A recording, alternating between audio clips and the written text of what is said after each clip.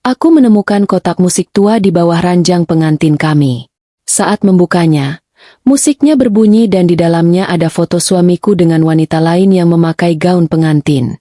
Jantungku seakan berhenti berdetak melihat kebenaran yang tak kusangka. Angin malam kota Bandung berhembus menusuk tulang, membawa aroma tanah basah sisa hujan sore tadi yang masih menggenang di halaman luas rumah bergaya kolonial itu. Disinilah Yasmin berdiri sekarang, di balik jendela kaca besar yang menampilkan pantulan dirinya sendiri, seorang wanita muda yang merasa menjadi perempuan paling beruntung di dunia. Dia baru saja menikah dengan Raditya, pria yang baginya adalah definisi kesempurnaan. Tampan, mapan, penuh perhatian, dan memperlakukannya bak seorang ratu dari negeri dongeng. Rumah ini, bangunan megah dengan pilar-pilar tinggi yang menjulang angkuh di kawasan elit Bandung Utara, adalah bukti cinta Raditya padanya. Hari ini adalah hari pertama mereka menempati rumah ini sepenuhnya tanpa gangguan tukang angkut barang atau desainer interior. Keheningan di dalam rumah terasa begitu agung, namun entah mengapa, ada sisi dingin yang menyelinap di balik kemewahan marmer dan lampu gantung kristal itu. Raditya sedang berdiri di dekat pintu utama, merapikan kerah jasnya yang licin tanpa celah. Pria itu tersenyum, senyuman yang selalu berhasil membuat lutut Yasmin terasa lemas karena cinta yang meluap-luap. Raditya berjalan mendekat.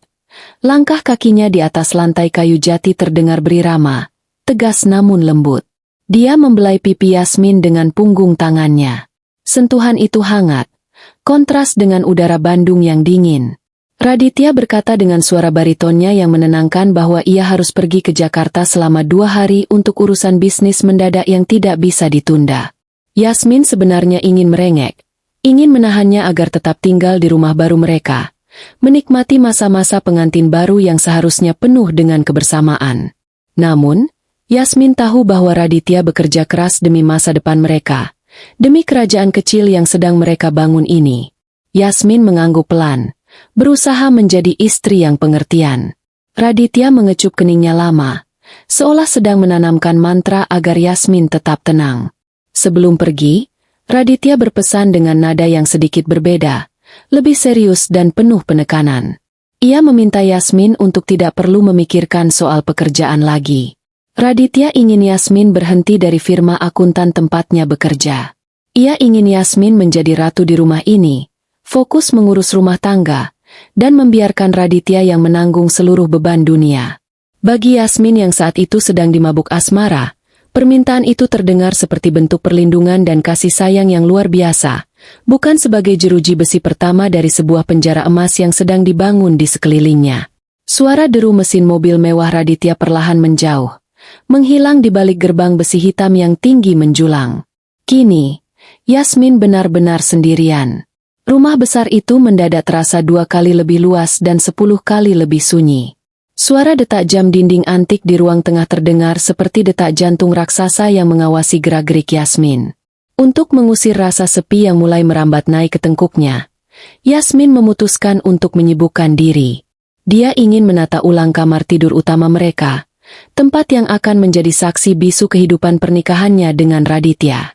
Yasmin melangkah menaiki tangga melingkar yang megah. Tangannya menyusuri pegangan tangga yang terbuat dari kayu mahoni tua. Sesampainya di kamar utama, ia memandang sekeliling. Kamar itu luas, didominasi warna krem dan emas, dengan ranjang berukuran besar yang tampak sangat nyaman. Namun, sebagai seorang perfeksionis, Yasmin merasa ada yang kurang pas dengan letak karpet bulu di bawah ranjang. Ia ingin segalanya sempurna untuk kepulangan Raditya nanti. Ia ingin suaminya bangga memiliki istri yang begitu telaten mengurus detail rumah tangga. Dengan semangat menggebu, Yasmin mulai memindahkan beberapa barang kecil. Ia merapikan bantal, melipat selimut dengan presisi, dan akhirnya berlutut di lantai untuk menarik ujung karpet yang sedikit terlipat di bawah kolong tempat tidur. Saat itulah tangannya menyentuh sesuatu yang keras dan dingin. Bukan lantai, bukan pula kaki ranjang. Benda itu terasa asing di sana. Yasmin mengerutkan kening. Rasa penasaran mulai menggelitik benaknya. Ia merabanya lebih dalam. Jari-jarinya menyapu debu tipis yang menyelimuti benda tersebut. Dengan sedikit usaha, Yasmin menarik benda itu keluar dari kegelapan kolong tempat tidur. Debu beterbangan kecil saat cahaya lampu kamar menyinari benda yang kini berada di pangkuannya. Itu adalah sebuah kotak kayu. Bukan kotak biasa, melainkan sebuah kotak musik antik yang terlihat sangat tua namun terawat dengan baik, terbuat dari kayu eboni hitam yang dipoles halus dengan ukiran rumit berbentuk bunga mawar yang merambat di setiap sisinya. Kotak itu terlihat begitu indah sekaligus misterius. Tidak ada nama, tidak ada inisial, hanya ukiran mawar yang tampak seolah-olah sedang menangis. Yasmin bertanya-tanya dalam hati, milik siapakah ini? Apakah ini barang peninggalan pemilik rumah sebelumnya yang tertinggal? Atau mungkin ini kejutan dari Raditya yang sengaja disembunyikan untuknya? Senyum kecil terbit di bibir Yasmin. Pikiran positifnya langsung bekerja, membayangkan bahwa ini adalah hadiah romantis yang disiapkan suaminya. Raditya memang penuh kejutan. Mungkin Raditya sengaja menaruhnya di sana agar Yasmin menemukannya saat sedang bersih-bersih. Sebuah permainan cinta yang manis. Yasmin mengusap permukaan kotak itu dengan ujung jarinya, merasakan tekstur ukiran kayu yang timbul. Ada getaran aneh yang merambat ke ujung jarinya. Sebuah perasaan yang sulit dijelaskan. Bukan kebahagiaan murni, melainkan campuran antara kekaguman dan sedikit rasa was-was yang tidak beralasan. Rumah ini memang tua, dan benda-benda tua seringkali menyimpan energi dari masa lalu. Tapi Yasmin menepis perasaan itu jauh-jauh. Ia adalah wanita modern yang rasional, bukan penakut yang percaya pada tahayul. Ia membolak-balik kotak itu, mencari tuas pemutarnya. Di bagian bawah, terdapat kunci pemutar kecil berwarna emas yang sudah sedikit memudar warnanya. Tanpa ragu, Yasmin mulai memutarnya. Suara krek-krek kecil terdengar saat pegas di dalam kotak itu dikencangkan. Suara yang menandakan bahwa mekanisme di dalamnya masih berfungsi meski sudah termakan usia. Yasmin memutar kunci itu beberapa kali hingga terasa berat. Lalu perlahan meletakkan kotak itu kembali di pangkuannya. Dengan nafas tertahan karena antusiasme, Yasmin membuka tutup kotak musik tersebut. Ia mengharapkan melodi ceria atau lagu romantis klasik yang biasa didengar di film-film cinta. Ia membayangkan akan ada patung penari balet kecil yang berputar anggun di dalamnya. Namun, saat tutup kotak itu terbuka sepenuhnya, udara di kamar itu seolah berubah menjadi lebih dingin, lebih berat, dan senyum di wajah Yasmin perlahan memudar, digantikan oleh ekspresi kebingungan yang amat sangat. Melodi itu mulai mengalun. Bukan lagu Fur Elise atau Canon Inde yang manis, melainkan sebuah melodi yang asing, lambat, dan menyayat hati. Nada-nadanya terdengar melankolis, seperti rintihan kesedihan yang tertahan selama bertahun-tahun. Dentingnya jernih namun menusuk, memantul di dinding-dinding kamar yang sunyi, menciptakan atmosfer yang seketika berubah menjadi mencekam.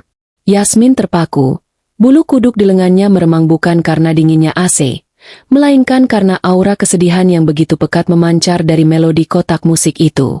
Namun, bukan melodinya yang membuat darah Yasmin berdesir hebat hingga ke ujung kaki.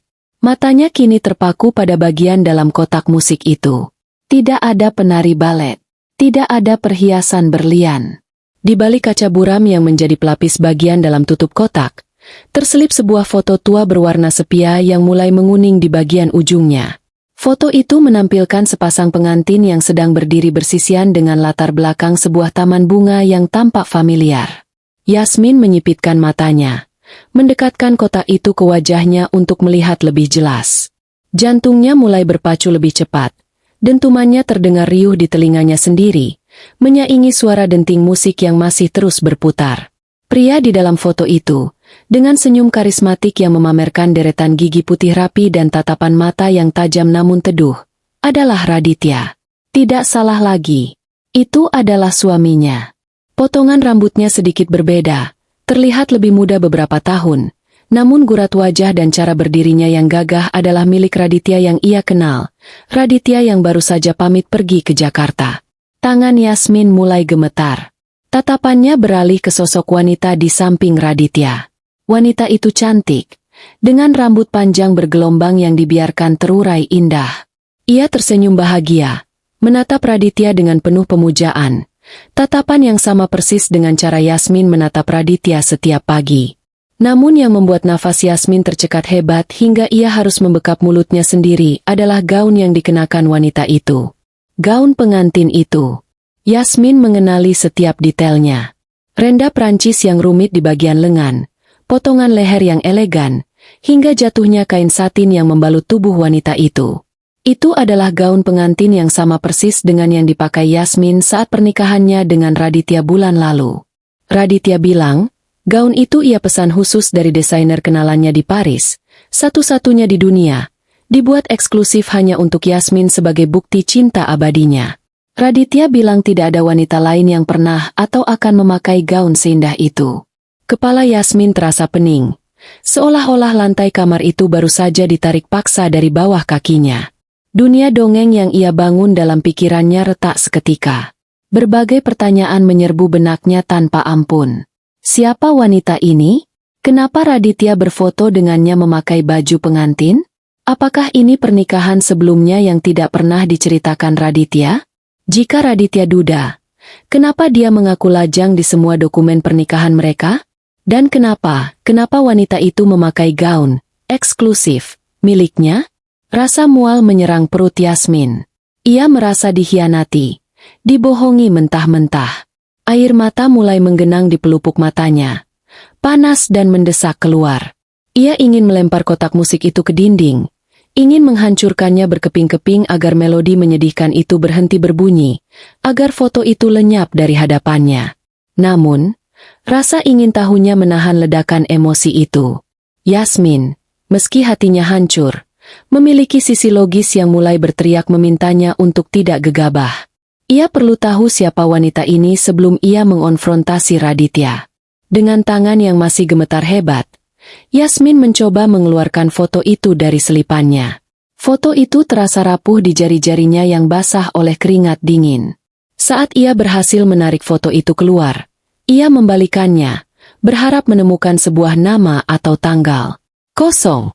Tidak ada tulisan apapun di balik foto itu. Yasmin mendesis frustrasi. Ia meletakkan foto itu di atas ranjang, tepat di sebelahnya, seolah foto itu adalah bukti perselingkuhan yang nyata.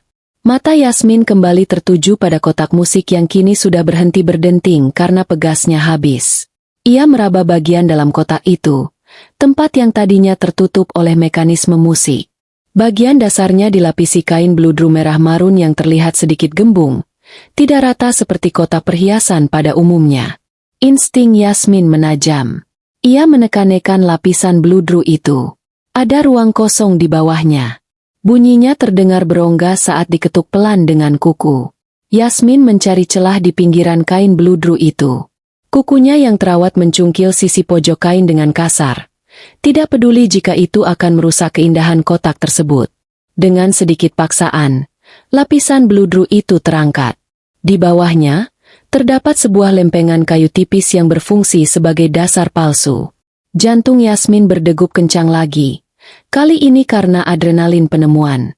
Dengan hati-hati ia mengangkat lempengan kayu itu. Di balik dasar palsu itu, tersembunyi sebuah benda kecil yang berkilau tertimpa cahaya lampu. Sebuah kunci. Kunci itu kecil, terbuat dari perak, dengan bentuk gerigi yang sangat spesifik dan rumit. Itu bukan kunci pintu rumah biasa, bukan pula kunci lemari pakaian. Bentuknya mengingatkan Yasmin pada kunci brankas atau kunci laci keamanan tinggi.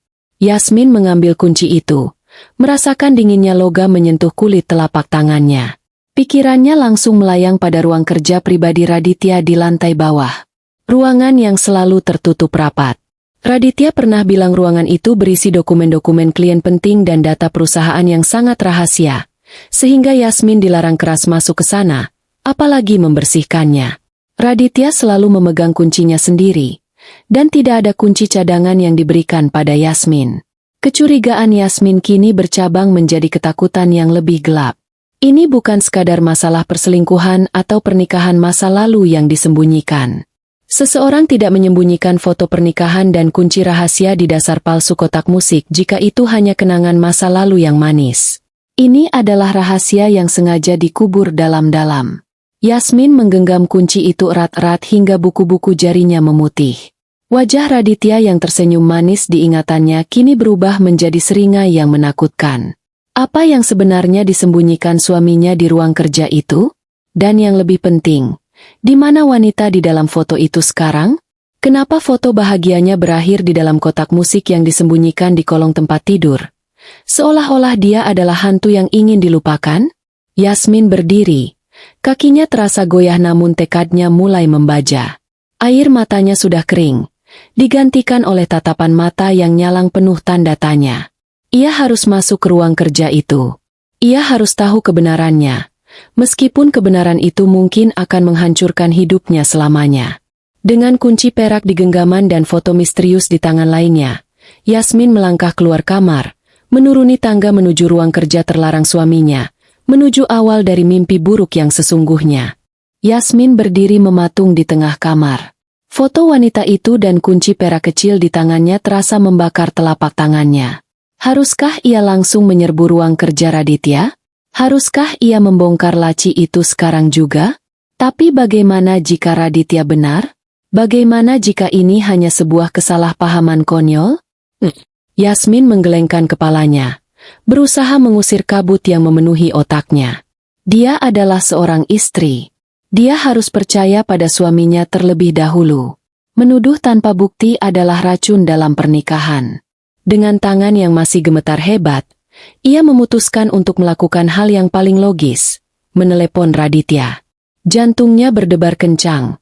Setiap detak terasa menyakitkan di dadanya saat ia menekan nomor suaminya.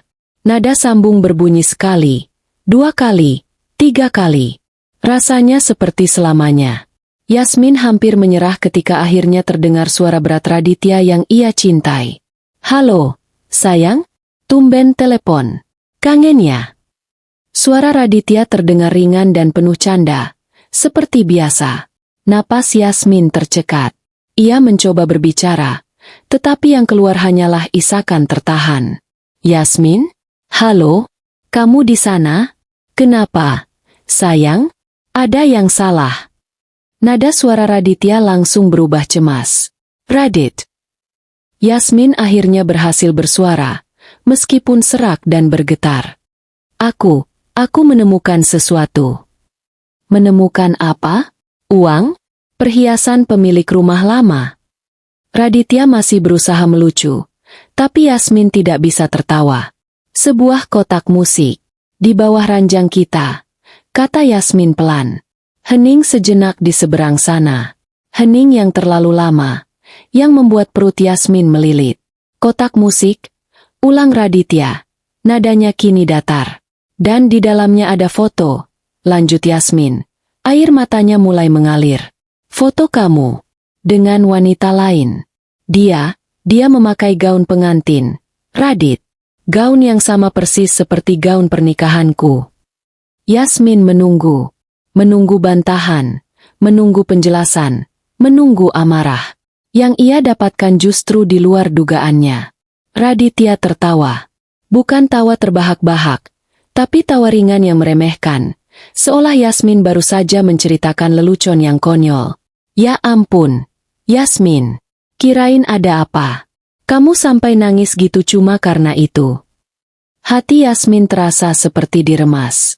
"Cuma, maksud kamu apa, Radit? Siapa wanita itu?" tuntut Yasmin. Suaranya mulai meninggi. "Sayang, dengerin aku." Suara Raditya berubah menjadi sangat lembut, penuh bujuk rayu yang selalu meluluhkan Yasmin. "Itu foto lama banget. Editan. Dulu, sebelum aku kenal kamu, aku punya mantan pacar yang terus terang aja, sedikit obsesif. Dia nggak terima waktu aku putusin. Dia sampai nekat bikin editan foto kepala dia di badan model gaun pengantin, terus kepala aku di sebelahnya. Dia kirim itu ke aku buat neror. Konyol, kan?" Yasmin terdiam. "Editan?" Penjelasan itu terdengar, masuk akal. Tapi juga terasa sangat janggal. Tapi gaunnya. Dia pasti ambil desain gaun itu dari internet. "Sayang," potong Raditya cepat. Suaranya sangat meyakinkan. "Desainer kita pasti terinspirasi dari model yang sama. Itu hal biasa di dunia fashion. Kamu tahu sendiri kan?" Raditya menghela napas panjang, pura-pura terdengar lelah. Aku kaget kamu semudah itu percaya sama foto sampah kayak gitu. Kamu lebih percaya foto editan murahan itu daripada suami kamu sendiri. Yas? Aku di Jakarta ini banting tulang buat siapa? Buat kita. Buat masa depan kita. Dan kamu di rumah malah curiga yang enggak-enggak. Kata-kata Raditya telak menghantam Yasmin. Rasa bersalah langsung menjalari hatinya. Dia merasa bodoh. Tentu saja itu editan. Radityanya tidak mungkin membohonginya. Radityanya sempurna. Maaf, Radit, aku cuma kaget. Lirih Yasmin, merasa malu pada dirinya sendiri. Nggak apa-apa. Suara Raditya kembali hangat. Wajar kamu kaget. Buang aja kotak itu. Sayang. Itu pasti sampah pemilik rumah lama yang nggak sengaja diselipin foto editan si gila itu. Udah ya. Jangan dipikirin lagi. Aku harus lanjut rapat. Aku cinta kamu, Yasmin. Aku juga cinta kamu, Radit.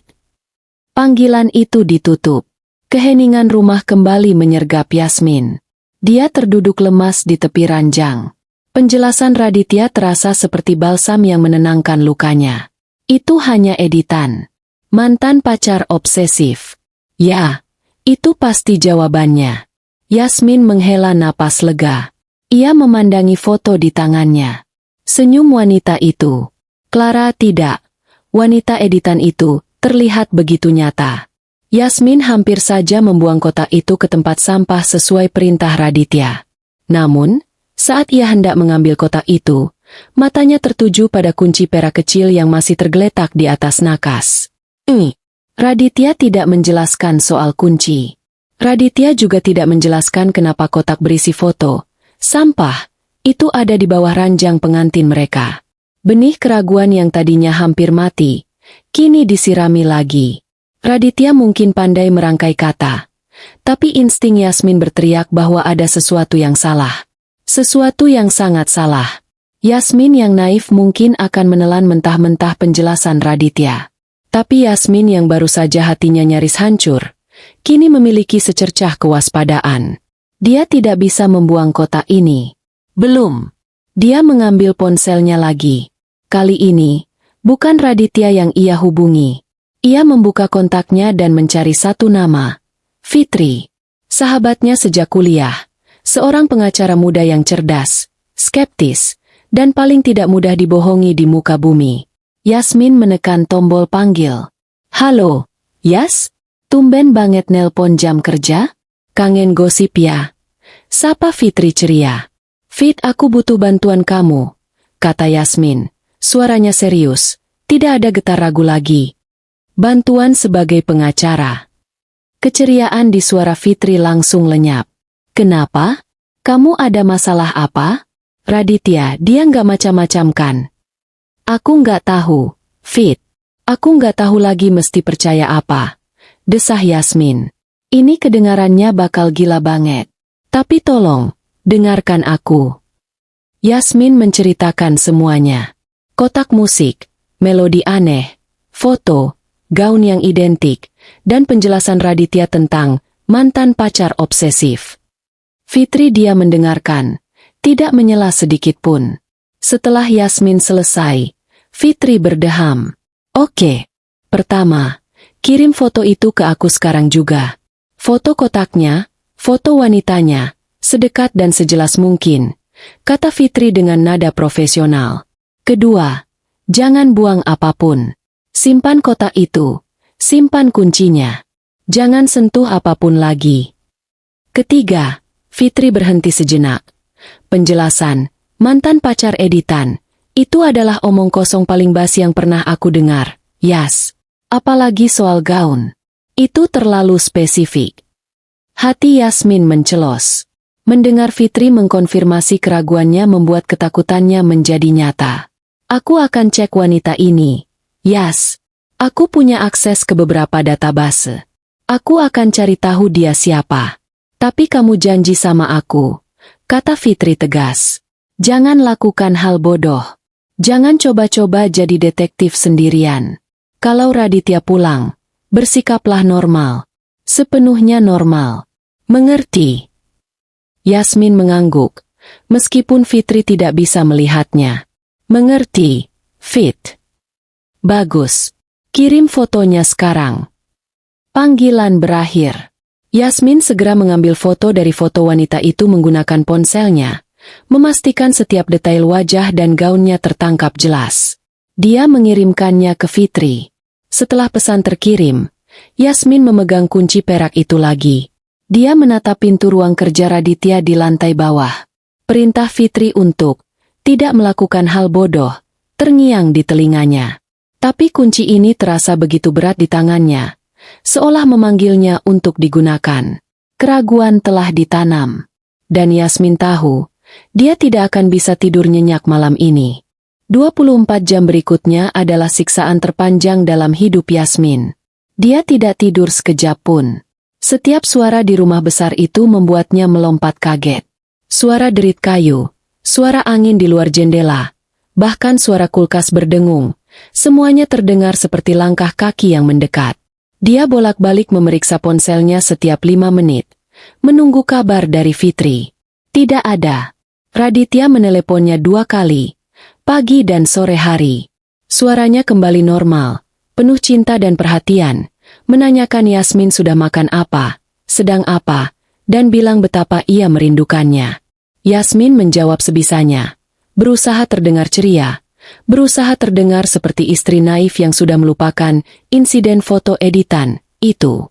Tapi setiap kata, "Aku cinta kamu," dari Raditya kini terdengar seperti kebohongan yang dingin di telinga Yasmin. Dia menghabiskan hari itu dengan mondar-mandir tanpa tujuan di rumah mewah itu.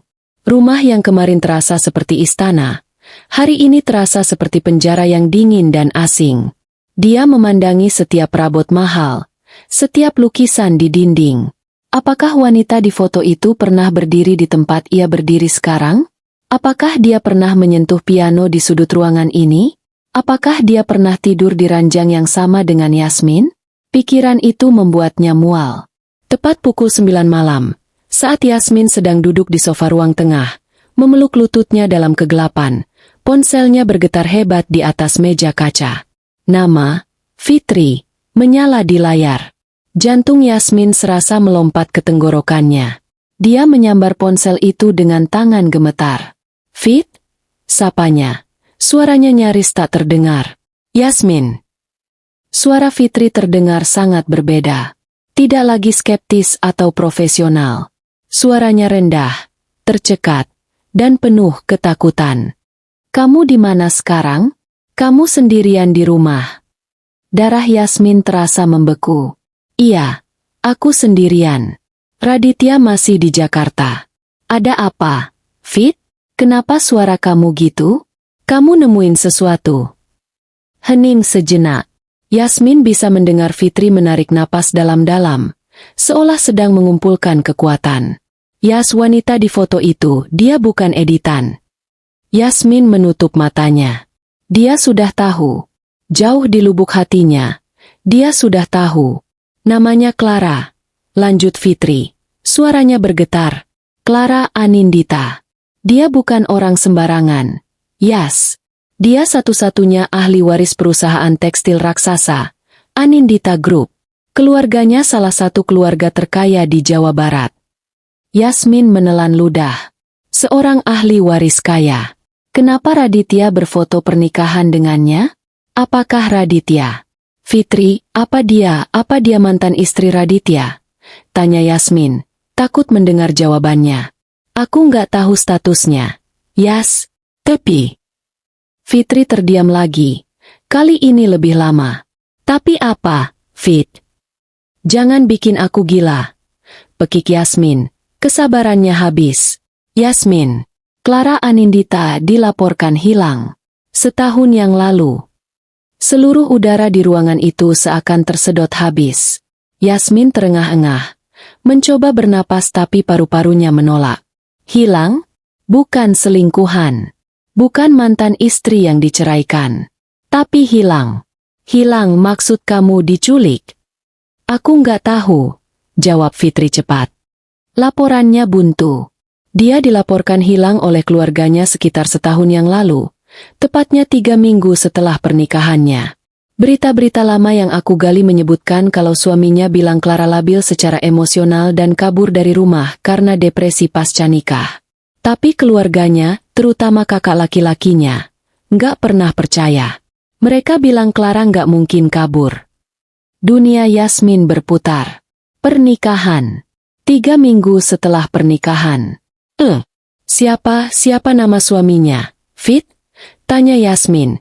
Meskipun bibirnya terasa keluh untuk membentuk kata-kata itu. Itu masalahnya, Yas, kata Fitri frustrasi. Berita-berita itu anehnya sangat tertutup soal identitas suaminya. Mereka cuma menyebut, sang suami, atau pengusaha muda. Aku nggak bisa akses laporan polisi lengkapnya secepat ini. Tapi, Yasmin, ini gila. Foto pernikahan Raditya dengan seorang wanita yang hilang setahun lalu? Dan wanita itu memakai gaun yang sama dengan kamu. Kecurigaan Yasmin yang tadinya hanya sebatas perselingkuhan atau bigami, kini meledak menjadi sesuatu yang jauh lebih gelap, jauh lebih mengerikan. Ini bukan lagi drama rumah tangga. Ini kasus kriminal. Yasmin berdiri, kakinya gemetar hebat. Dia memandang sekeliling rumah itu dengan tatapan ngeri. Rumah ini. Raditya bilang dia baru membeli rumah ini sebulan lalu sebagai hadiah pernikahan. Apakah Raditya berbohong? Apakah ini rumah Clara? Ya Tuhan, Fit, apa yang harus aku lakukan? Bisik Yasmin. Air mata panik mulai mengalir deras. Dengar. Yas, kamu harus tenang, kata Fitri, berusaha mengendalikan situasi. Aku akan cari tahu lebih banyak.